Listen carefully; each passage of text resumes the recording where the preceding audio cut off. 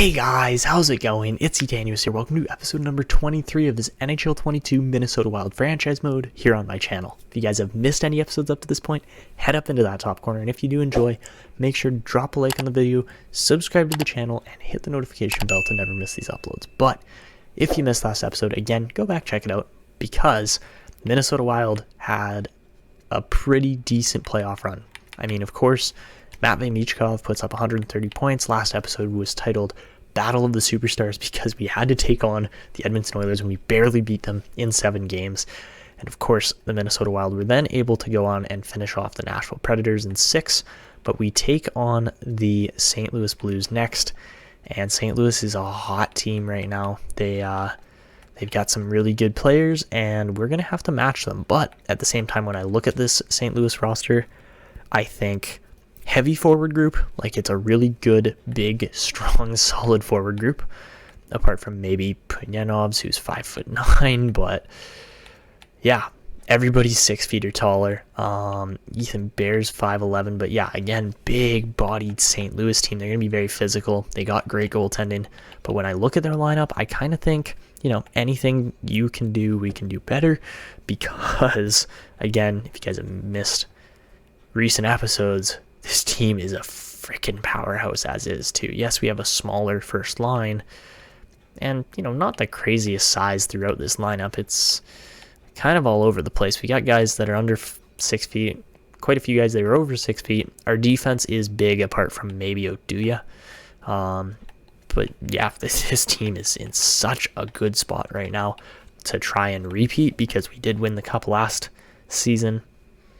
But we did have a couple comments here on the last video too, mainly coming from Zach Quinton, who said, you got to keep posting this series, forgot how sick this team is. And yes, this team is stacked. I would totally agree with that. And Leaf Sadik on the radio said, it's like McDavid in real life. Yes, the 139-point McDavid was just on another level. So we get into it with the Minnesota Wild and the St. Louis Blues here today. Should be a fun one. So let's start simulating. I would like to try and get to the Stanley Cup Finals today, but we got to go through St. Louis first. And apart from that, there's a draft class with this crazy looking Aiden Bulbrook. Of course, we're not going to go for him. We don't need a right-wing franchise player. I think there are some other pretty decent players in here too. Yeah, like Mario Cote looks pretty good. And, well, we'll have to see. Wait and see what else this draft class can kind of reveal. Alright, so here we go.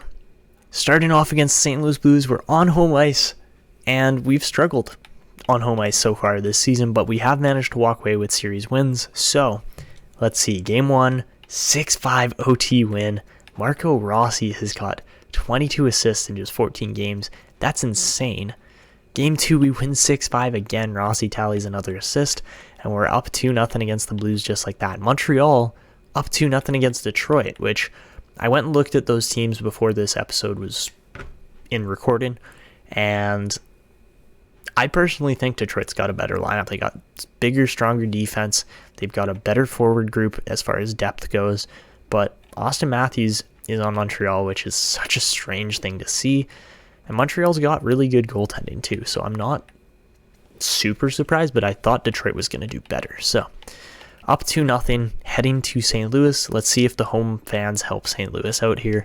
Game number 3, we lose Morgan Moy to an injured foot, which kind of sucks, and we do lose that game 5-3 as well. So not a great performance there. Looks like, yeah, Detroit bounces back and wins 1.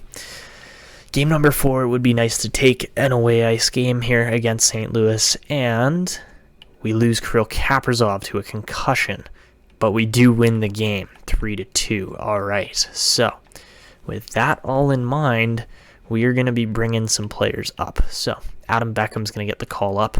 No doubt in my mind, he should be one of the guys that moves forward. But at the same time, we do have to get a scratched player or two in here. So let's get Rensfeldt in there for now. I don't really care about that too much. We can switch Novak around. But yeah, Gavin Hunt probably shouldn't be playing wing over a player like Beckham or somebody else like that. So let's see. Can we improve the chemistry at all here? I would like to try and improve the chemistry, but at the same time, it's going to be a little difficult with the group of players that we got going right now. I don't want to run 279 rated players on a line. I think that's just screwing over Matthew Boldy, to be completely honest. So let's see if we can go, okay, like that. That's actually better. At least we get some decent depth both ways. Or what if we go, I don't know if that's so great. Yeah, maybe we play Boldy on the inside hand. Actually, no, Beckham's a sniper. He can play on that inside hand. I'm okay with that. And we got 3 lefties on top. I mean, that's all right, I guess. It's not spectacular, but again, we are down a couple players right now, and we got to fight through and battle through here with this team. So at the moment, the defense is intact. I don't know if that's going to stay true against this St. Louis team, but we are attempting to eliminate them here in this game. Looks like Montreal might be meeting us back in the finals here. Of course, we met them in the finals last year. So let's see what we can do here. Game number 5, of course, it would be fantastic to win this series in not 6 or 7, but first period, down 2-0, 2 goals from Vladimir Tarasenko. Go figure. Second period, oh, it's 5-1. Oh, this game's so over, and we lose 8-2. It's funny what happens when you injure 2 of our best players, hey? I mean, not really best, I guess. Bro, the injuries are killing us right now. Come on. Seriously, you're going to take Lambos out of my lineup too? That's pathetic. Like, just... the Iowa Wild may get to the conference finals, or the Calder Cup Finals, so that's nice, but we need to win here. So, Game 6, Par Eriksson starts us off on the right foot. Second period, we're up 1-0. Can we simulate a win against St. Louis? That would be fantastic because this Blues team is such a heavy-hitting group. Adam Beckham, let's go. He just needed the chance. Ooh, Tarasenko make it 2-1. Power play Minnesota. Come on, boys, you got to convert that. Oh, another power play. Bro, come on. We need to win this game. There we go. Par Eriksson, 2 goals in the game. Make it a 4-1 game as LeCavalier gets a goal too. And we wrap this one up in timely fashion there. As we win this game, or win this series in 6 games, Wallstedt, Eriksson, and Beckham all get it done. Huge performance to push us to the Stanley Cup Finals. And we lose Trey Weller too. Oh man, this team is in shambles right now. Look at the injuries, man. We literally don't get injured unless it's in the playoffs. I swear to God, this team is... What are we operating on? Sorry, for injury settings. Like, this is a little worrisome, actually. We're running on 10%, bro.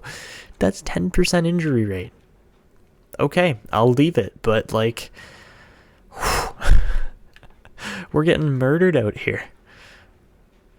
So, yeah, not spectacular. We lose 2 defensemen as well, which really changes the entire complexion of this team because they are not built to play like this. They are,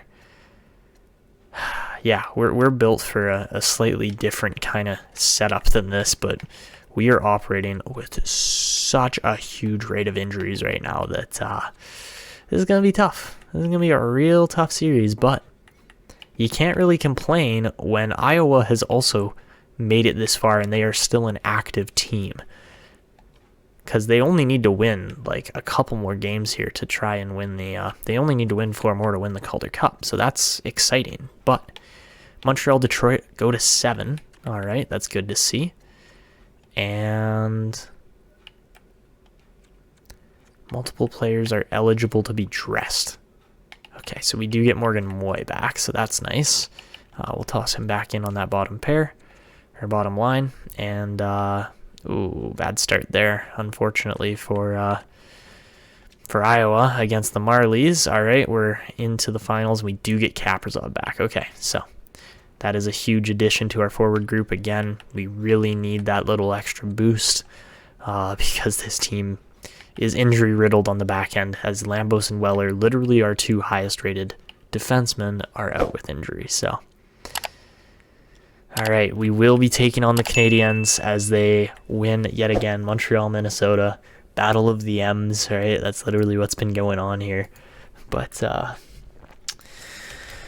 oh man, it's been an exciting playoffs for sure. That's the way I would describe it. But we also have the best odds to win the cup as far as we are the favorite. But the fact that Iowa could win here too is actually quite exciting. All right, so to take a look at this Montreal team, again, Austin Matthews is pretty much the exact same team that we saw last year. I want to say they added somebody, but I don't know who. Maybe like Lapierre, I might be wrong on that. Or maybe Vesalainen. Or maybe it's... I want to say Rasmus Anderson, but I might be wrong on that. Oh no, it was Gibson. They added John Gibson. They had Hellebuck playing last year. So yeah, it's like the Montreal... Oh man. Yeah, they've literally stolen players. Like, they've stolen Vesalainen, they've stolen Matthews, they've stolen Lapierre from Washington. Like, they've taken a lot of Canadian teams' players, even like Gibson and Hellebuck. They've taken other teams' players and built an incredibly good team out of them. So, anyways, here we go. Let's get into this. We're going to sim game by game. Kind of just go first, second, third period, see how they go, and then go from there. So game one, again, Stanley Cup Finals, we got to highlight this. Down 2-1 off the first, 3-3 game off the second, and we win game one with a big 3-goal third period there. And Graham Sword gets the empty netter there.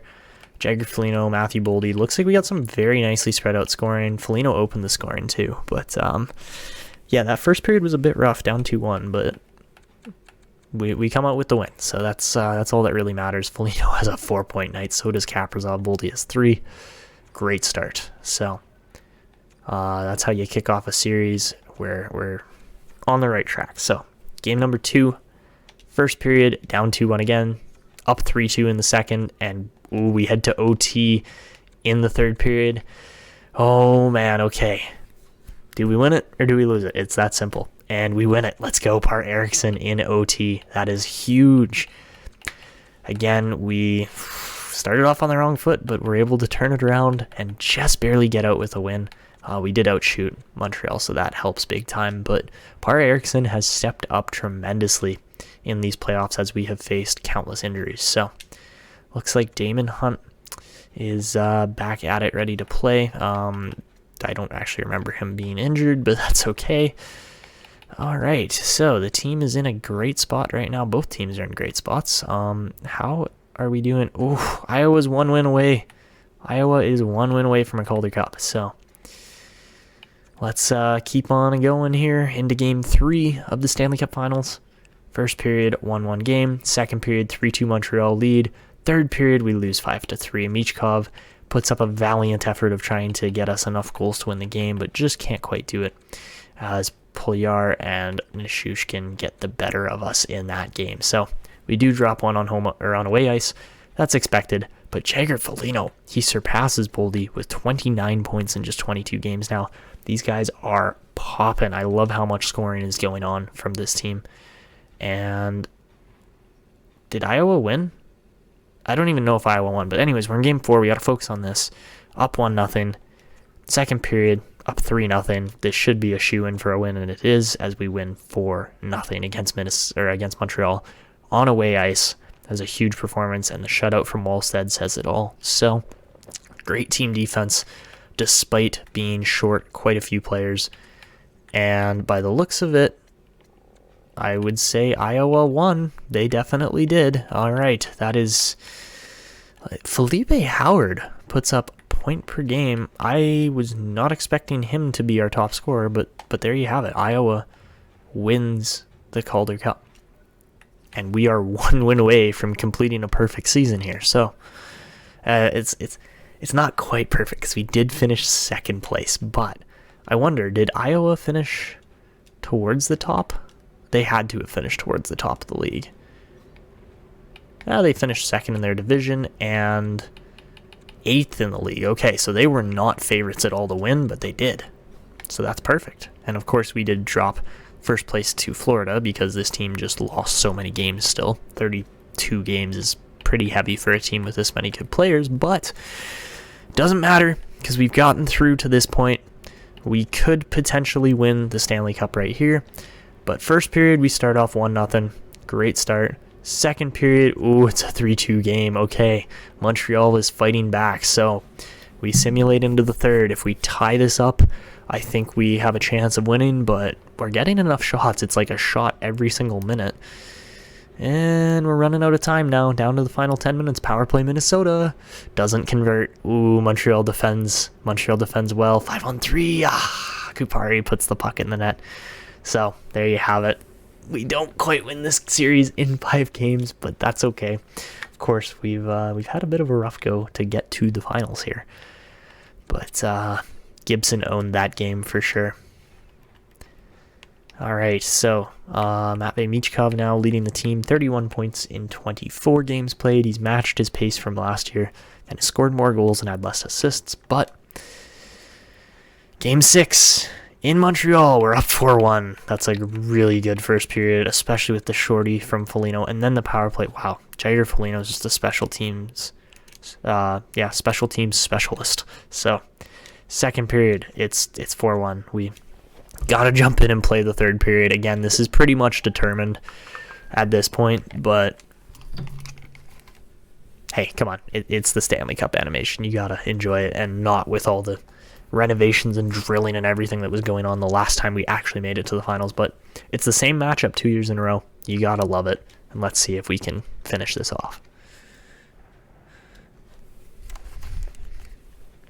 Again, our team is just better too, so here we go. Oh wow, they are cheering loud right now in here. I mean, that is the Stanley Cup Finals for you. But they gotta put together a big third period. We're gonna try to keep Puliar outside. All right, Michkov up to Rossi. Marco Rossi getting back checked. Good play there. Oh, big hit there on Caulfield, and he's going to take it from Michkov, I guess, because Michkov's a star player, so they're not really going to try to fight him. Caulfield holding possession extremely well. Okay, stop skating back and forth. That's just an... Oh, Eriksson just threw the hugest hit on Puliar there. That was ridiculous, but now here comes Marco Rossi. Tried to get by. Oh, and there's an interference call, so we go back on the power play. Again, Rossi just... Yeah. Rasmus Andersson takes a little extra exception, and it's going to cost his team, because that's another couple minutes that they can't try to get back in this game because they got to defend. And if they jump forward, we're going to make them pay for it because we have the talent to do so. So yeah, 4-1 game. Really, we're just going to try to run a decent power play here and not give up a shorthanded goal, because that is kind of the main point of... Oh, I immediately take a penalty. I was going to say that's the point of having a man advantage, but we don't have a man advantage anymore as Magnus Oduya goes to sit for 2. Shoot. All right. So with our weakened defense, that doesn't really help taking an extra penalty, but Frote's okay. That was almost a good chance. Hunt's going to play it over to Boldy. Okay, what are you doing? All right, here comes Hunt. Going to walk in and fire a clapper way over the net. All right there, Caulfield. We get it. You think you're good. You're kind of not, though, buddy. Uh-oh. Uh-oh. We got caught. We got caught big time. Oh, Frotes gets bodied as well. Man, we're just... I don't know. Like, this Montreal team's physical. They're not like St. Louis, where they're just simply bigger than us, but... At the same time, I feel like we can definitely body Montreal as well, just based on our defensive size and everything. Oh, that was a good stick. Nice pass to Fistrick. Here comes Fistrick, walks in, gets hit. That's too bad. All right, Mario Ferraro now. Can't quite get by Hunt. Now Hunt coming down the wall, shoots, decent shot. Foligno's going to pick this one up and do what Foligno does. Jagger Foligno, puts it off the post. He was going for the hat trick here, but doesn't quite get it. And, all right, Romanov coming down the wall, intercepted by Foligno. Pretty typical Jagger Foligno play. Here he comes, cuts in, Foligno driving the crease with his crease crasher. That's just what he does. And yeah, Foligno's got 15 goals. He might have 17 because that list usually doesn't get updated before the game, but all right. Face off here. Rossi's going to win it. Back to Gavin Hunt. Over to Sexton. Back to Hunt. Hunt plays it into Rossi. Rossi back to Hunt. Over to Sexton, who just misses that one brutally. And now Michkov's got to play defense, which is fun. Because Matvei Michkov ain't really a defender, but he just absolutely dropped Rasmus Andersson. All right, Zilkin. Oh, good shot. Oh, I thought it was going to sneak through, but we don't quite get that shot in. All right, so top 10 in penalty minutes. Montreal's got like 5 guys, go figure. But we are back to even strength here. And we got our second line out with our first defensive pairing. Face-off's going to go back to Montreal. And Kupari's going to pick this one up and just get crushed by Foligno. All right, Sexton in the battle. Good kick out to Eriksson. Eriksson going to send Jagger Foligno down the wall. He just got pinched off. But Boldy, creating chances there. There is opportunity for that play to go sideways on the Canadiens. All right. Oh, nice stick, Boldy. Very well done.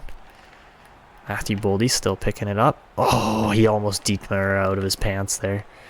It's too bad. Nice interference again, man.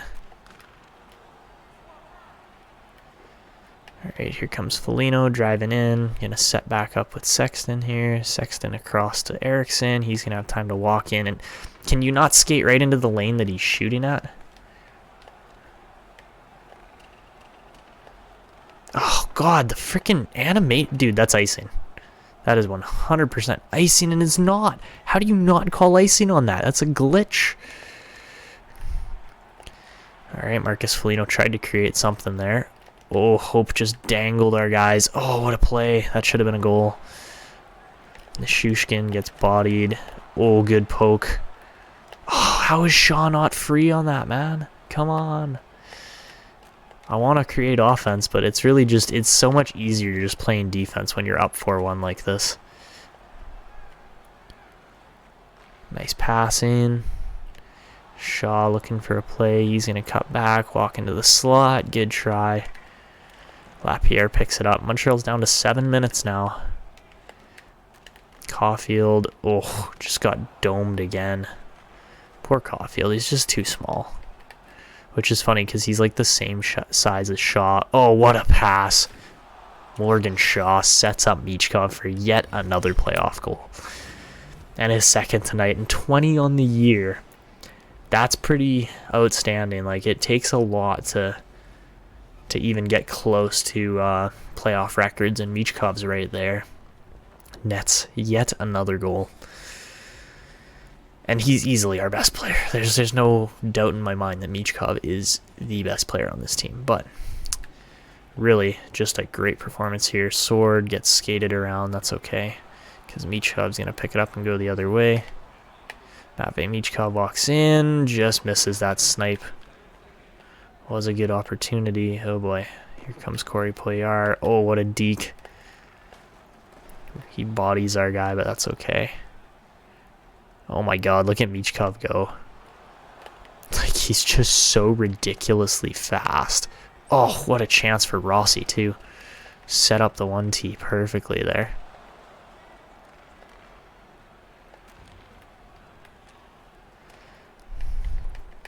Alright, Michkov gonna come walking in. Hellebuck had the angle on that all day. Uh-oh, Matthews gets in. Oh, Matthews dekes. Oh, Michkov broke it up. Oh, that's just gotta suck when you're Montreal. You're like, oh yeah, we got it. And then star player just kind of comes out of nowhere on the back check and makes the play. Ooh, I'm trying to set up Michkov with 2 minutes left because, you know, he's literally like a goal away from tying the record, but there you have it. Stanley Cup's out. We're up 5-1. Sorry, Canadiens fans, you will not be getting another cup against us. Because have they even won a cup? Montreal has not. No, they have not. But that's okay because they've got 24. So, all right, face off here now, and We are going to see Morgan Moy lose that one to Suzuki. Not really surprising, though. That would be an icing. No? I guess not. Oh, yeah, it was. Okay. But yeah, Michkov a goal away from a hat trick as well. He's just played fantastic up to this point. He's so good. And, well, on the face-off here, we're going to see another win there. Okay. And another icing. All right, I don't get it. Why are you icing the puck so much? But yeah, Michkov, Rossi, Foligno, so many guys up there in the top end for points. That, yeah, this team is... Alright, face off again, we're going to lose it. My goodness, if Anderson ices the puck 3 times in a row, that's going to be funny. Fistrick, good time to body check. Oy, that was a great chance. Oh, Dvorak just got absolutely leveled. Alright, Montreal, we get it. You want to get a goal. It's just not happening, though, boys. Oh, what a pass. What a pass. Krajicek walks in. Loose puck there. We couldn't quite corral it, though, but that's okay. And, yeah, top 10 in hits. We got a lot of guys that throw the body, which is also one of the things that's made this Minnesota team so successful, is that they just play physical all the time. So... Shaw over to Kupari there. Kupari, puck's turned over. Mason Shaw going to hit Foligno. He's going to play dump and chase because why not at this point? Keep him pinned. Holy shit, my stomach is loud. Alright.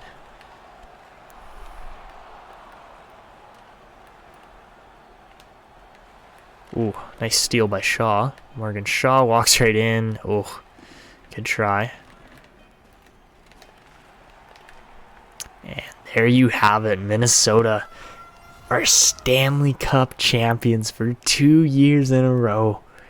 I don't think we even changed anything on the roster, to be completely honest. When I look from 2026 to 2027, the only player that will not be winning a cup with us in back-to-back seasons is Marat Kuznetsov, because he was not willing to take a pay cut. How much do you think that hurts? You get traded to Buffalo instead. Oh, poor Kuznetsov. I don't even feel sorry for him because, like, come on, you want like $12 million for being a second-line center? It's not happening because we have to pay all of these superstars to keep this cup-winning roster together. And yeah, it's just a fantastic performance. I think Frederick Fistrick gets his first ever Stanley Cup here, and apart from that, everybody else has won it. So there you go. I love how like Cavalier's like bald and like 20 years old, 19 years old, something like that. Like that's what? And how about Bryant Sexton with the silvery hair at 23 years old? But there you have it, Jagger Foligno. Ooh, I thought for sure it was going to be Matvei Michkov this year, but nope. Foligno wins the Conn Smythe. Interesting. All right.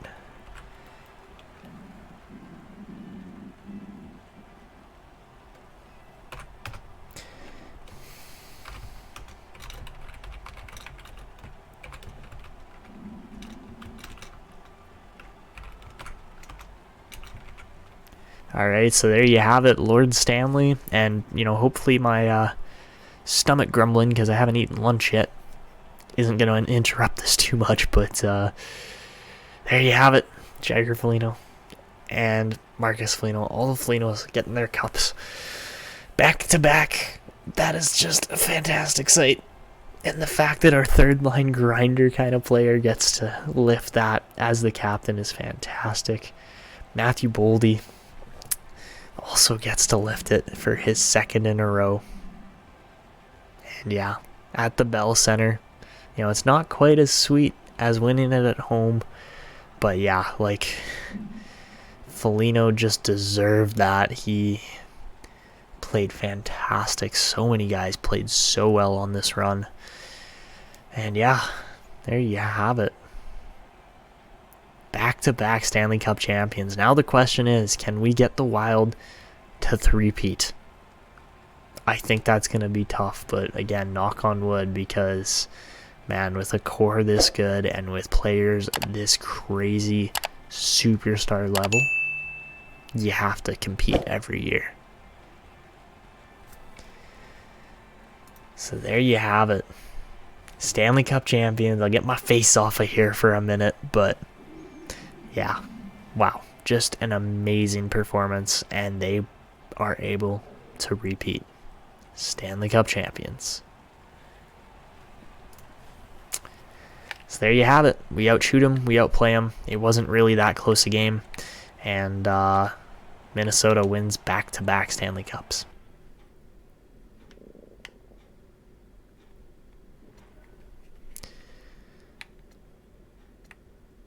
So Michkov scores 33 points and somehow doesn't win the Conn Smythe. I'm a little confused on that. I guess Foligno, yeah, okay, 17 and 16 is pretty impressive too, but man, that whole line is just, they're just insane. Like, there's so many good players here playing together. How about 15 points for Emmanuel Lecavalier? That's better than any of our defensemen, and quite a few of these guys were quite clutch, and we did lose Sexton and Weller to injuries. Or sorry, not Sexton and Weller. Weller and Lambos to injuries. So there you have it. We complete the perfect season. I'm just waiting for that little pop-up animation here, which will be there. And there you have it. All the championships are wild. Let's go. Looking at this draft class, I am quite interested in Mario Cote. I think he would be a fantastic addition to this team. I don't know if Caden Boss is quite as good or not. He looks interesting, but I get the feeling he's probably going to be a two-way forward. I'm not certain on that, but I'm pretty convinced just by the 3-bar ETA or 3-bar elite kind of reference there. The other player that I noticed that was really good, I mean, Kruger looks good. He's got X factors, so we'll probably take him. I don't know why. I feel like Kvasha was showing a better ETA before, but I might be wrong. Keep an eye on him, because I get the feeling he could be a low elite. Orlando Kidd, I don't know if I trust that. This was the guy. Cade Piero's a bottle, 1-year ETA. If he's getting drafted around pick number 90, which I don't think is going to be the case, I think he'll be further ahead than that, but if he's getting drafted around there, I want to take him. And how about this player right here? Jermaine McGinn, 2-year ETA. I know he's 5'9", but he's a really good-looking sniper, and yeah, we'll have to keep an eye on him too, because he just looks amazing. But apart from those players, I do want to focus on our progress reports a little bit here, because we had some guys just put up the most insane seasons. And we have, what, 6 90 rated players on this team. No wonder why we were able to repeat. When you've got that great a top-end core and support group, it's hard not to win. And looking in the system here, Rankel, Lapierre. 118 points. Gaspard Lapierre. Maybe, wow, okay, maybe we don't have to take that Mario Cote guy. If we've got another sniper like Lapierre, holy. We got him 92nd overall. Jeez, what a year. 118 in 68 games. Gaspard Lapierre is an absolute QMJHL legend. Gleason and Koch grew a decent amount, but how about that? There's another guy, Mark Paris. How many points did he put up? 79, nice. Those are some good seasons from good players. Kurvinen as well. Wasn't nearly as impressive, but he is playing in a men's league, which is pretty impressive. Chen grew decently well too. Where did we get Chen at?